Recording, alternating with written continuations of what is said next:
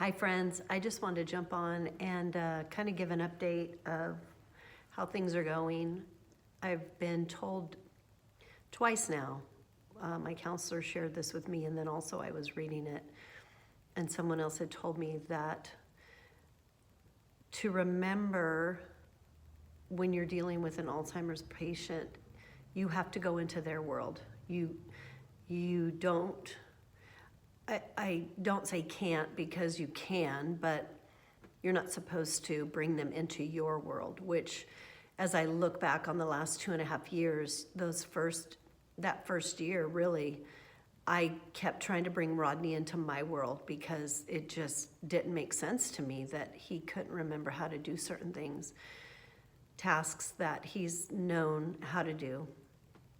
And I think I might have mentioned this in one of my other videos, that Alzheimer's is more than just a memory disease. It's memory, but it's not just, I can't remember this thing that happened to me, or I can't remember when I did this. It's all of your skills that you once did, eating and holding things and being able to see things. I took him, I thought we would go look at Christmas lights last night on our way home, and I'm just trying to be present, and I thought he would enjoy that, but his vision isn't the same, and so it took a few seconds for him to focus and understand that we were looking at lights over here, not over here, or the lights that were on. So everything we do now is just different. It's just different. I don't know how to, I don't want to go, take a big long spiel about it, but it's just different because he's not able to comprehend a lot of the things that I say or I make comments about. But anyway, bringing them, or going into their world, not bringing them into yours. And that's probably one of the greatest pieces of advice that I can bring, because they may be telling a story, or they may be trying to tell you something that isn't true anymore, or it's not making sense, and you begin to just agree and go along with it. And I know that seems probably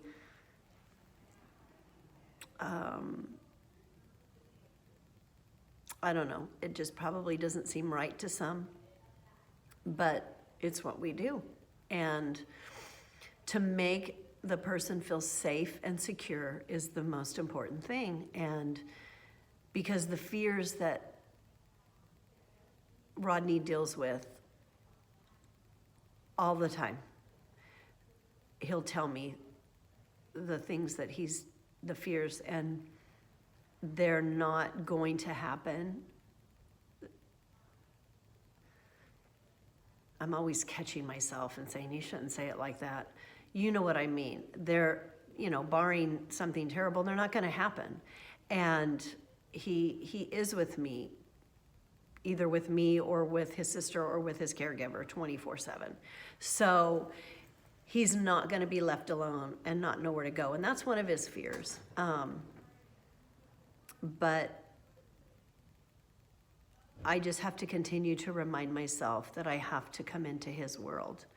And this holiday season is going to be very different, because he keeps thinking Christmas is like today or tomorrow, and he keeps asking me, when is it going to happen? And I tell him that it's going to be about a month, 4 weeks, and he'll get a little excited because he knows that hopefully the kids will all be there, and